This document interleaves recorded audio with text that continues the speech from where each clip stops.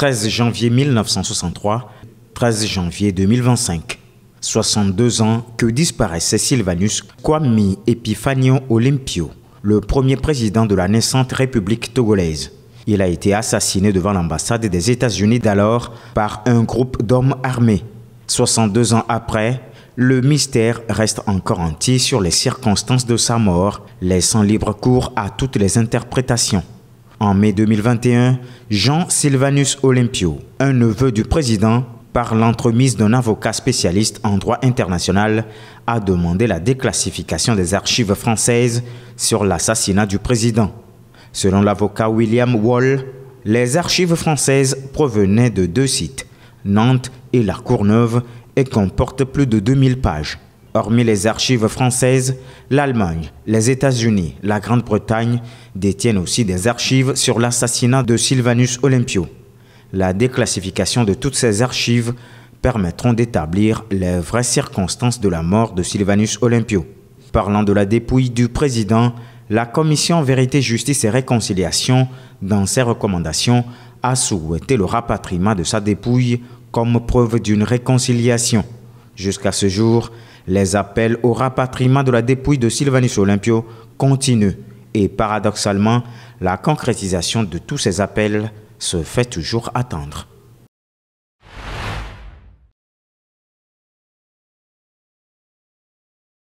Depuis plusieurs mois, des perturbations majeures dans la fourniture d'électricité secouent plusieurs localités du pays. Ces interruptions, causées par des difficultés techniques parfois au Nigeria, illustrent la fragilité du réseau électrique togolais, largement tributaire des importations d'énergie de ses voisins. Face à la situation, l'État togolais s'efforce de trouver une solution au niveau national. Ainsi, en plus des multiples actions déjà menées, s'ajoute un nouvel accord entre le Togo et la société américaine Nano Nuclear Energy.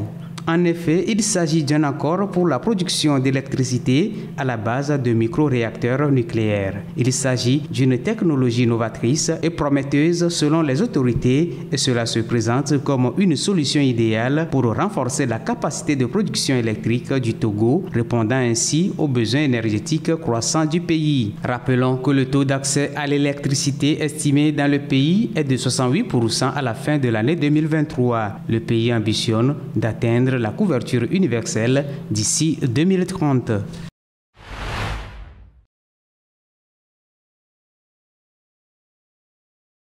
Sur le plan environnemental, de diverses actions ont meublé l'année 2024, notamment plusieurs campagnes nationales de reboisement. Selon les chiffres, plus de 9 millions d'arbres ont été plantés sur une superficie de 11 544 hectares. Ainsi, le pays maintient ses efforts dans la mise en œuvre de sa politique ambitieuse de reboisement de plus d'1 milliard d'arbres d'ici 2030. L'objectif est d'accélérer la lutte contre la dégradation des écosystèmes et les effets du changement climatique.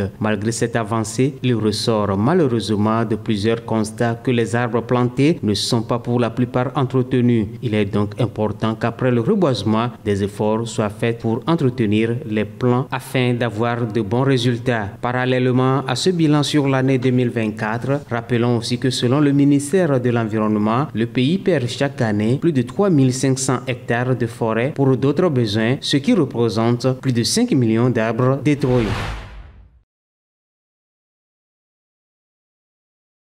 Inscrit au patrimoine mondial de l'UNESCO depuis 2004, Koutamakou, dans le nord-est du Togo, est un symbole majeur de l'identité culturelle du pays.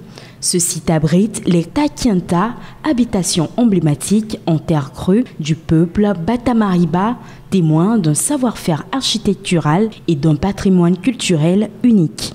Cependant, Koutamakou fait face à des défis croissants. Les effets du changement climatique provoquent une érosion progressive des Takienta, tandis que les savoir-faire traditionnels tendent à disparition. Conscient de ces menaces, un nouveau plan de gestion couvrant la période 2025-2027 a été adopté jeudi. Ce plan propose des solutions innovantes axées sur la préservation des structures historiques et la protection de la biodiversité environnante.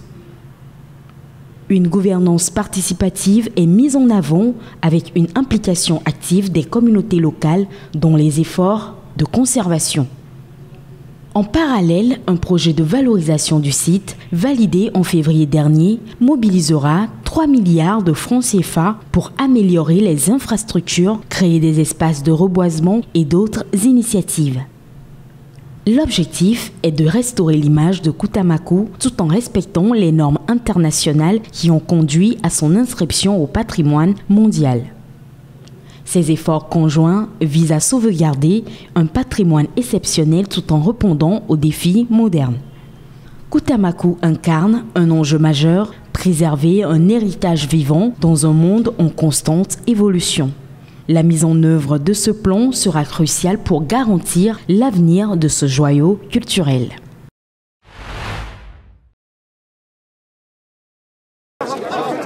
Au moins 40 agriculteurs ont été tués dimanche par les islamistes de Boko Haram dans l'état de Borno, dans le nord-est du Nigeria.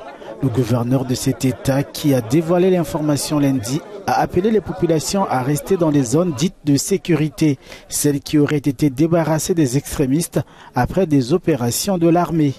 Les autorités nigérianes ont appelé aussi à l'ouverture d'une enquête après cette attaque. Boko Haram opère depuis 2009 au Nigeria. Les exactions de ce groupe islamiste ont déjà fait quelques 35 000 morts et plus de 2 millions de déplacés dans le nord-est du Nigeria selon l'ONU. Parmi ces actes figure l'enlèvement en 2014 de 276 écolières à Chibok dans l'état de Borno. La campagne Bring Back Our Girls, initiée pour retrouver ces otages, avait fait écho à l'échelle internationale.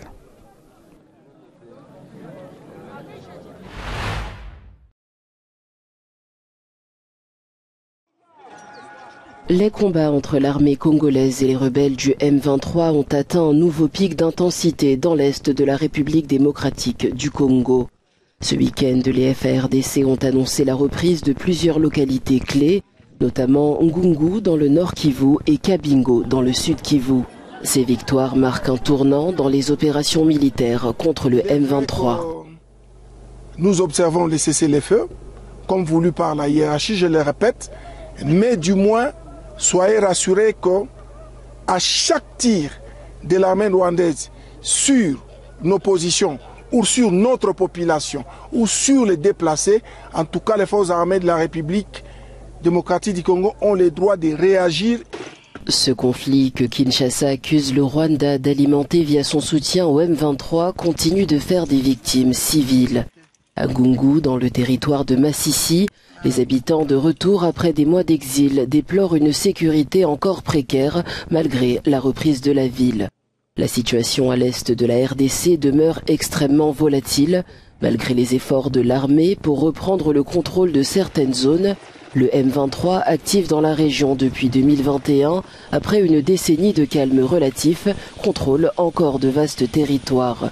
Pendant ce temps, des milliers de personnes sont déplacées chaque jour, pris au piège dans un conflit sans fin.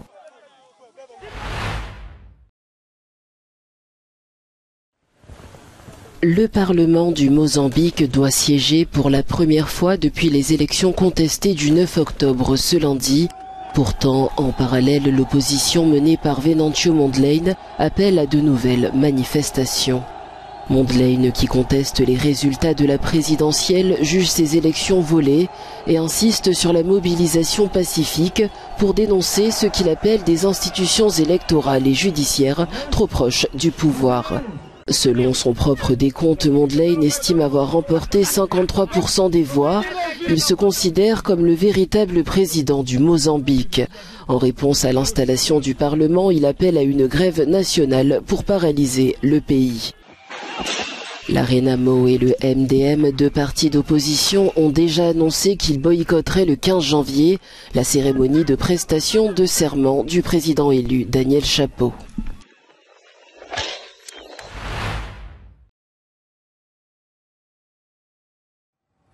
Une équipe d'urgence est arrivée dans la région de Krasnodar, dans le sud de la Russie, alors que la marée noire provoquée par deux pétroliers dans le détroit de Kerch continue de se propager. Selon le ministre russe des situations d'urgence, plus de 155 000 tonnes de sable et de terre contaminée ont été collectées depuis le naufrage il y a 4 semaines dans ce détroit qui sépare la Crimée de la Russie.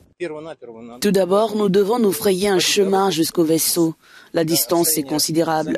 Nous le ferons dans les prochaines 24 heures.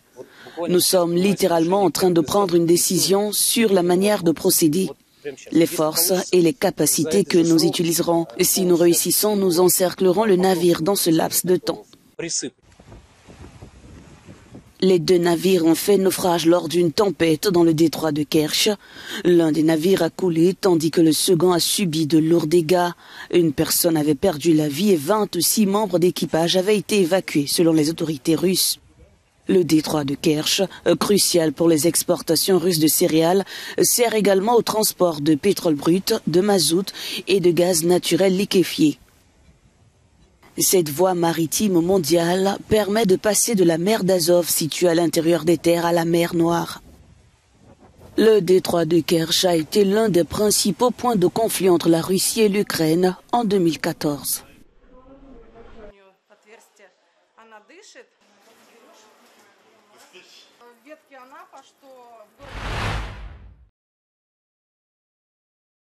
Alors que des médiateurs américains et arabes négocient à Doha au Qatar les contours d'un cessez-le-feu dans la guerre entre Israël et le Hamas, le chef de la diplomatie israélienne a fait part de son optimisme lundi. Des progrès ont été réalisés. Nous constatons des avancées dans les négociations. Israël veut un accord sur les otages et travaille avec nos amis américains pour parvenir à un accord sur les otages. Nous saurons bientôt si l'autre partie souhaite la même chose. Le ministre israélien des Affaires étrangères s'exprimait lors d'une conférence de presse avec son homologue danois. Il est urgent d'instaurer un cessez-le-feu à Gaza afin de libérer les otages et de mettre un terme à l'immense souffrance de tant de civils innocents. J'espère vraiment que les pourparlers en cours à Doha aboutiront dans un avenir proche à un résultat positif qui pourrait changer la donne.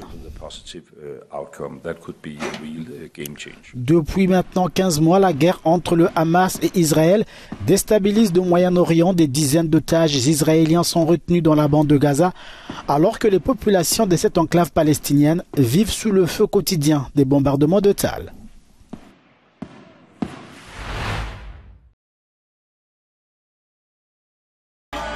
À 36 ans, Tyson Fury a annoncé une nouvelle fois sa retraite des rings. L'annonce a été faite dans une courte vidéo postée sur les réseaux sociaux.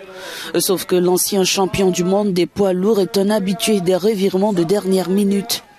Avec une carrière émaillée de dépression et d'addiction, le Gypsy Kings a déjà fait de longues pauses et avait pris en 2022, après sa victoire face à Dillian Whyte, la décision de poser les gants avant de remonter finalement sur le ring et de combattre face à Derek Chisora, victoire par KO à Londres. Cette décision intervient également un mois après sa défaite contre l'Ukrainien Oleksandr Usyk le 21 décembre dernier en Arabie Saoudite. Le bilan de Tyson Fury est de 34 victoires, dont 24 par KO, pour un nul et 2 défaites à chaque fois face à un poids lourd ukrainien.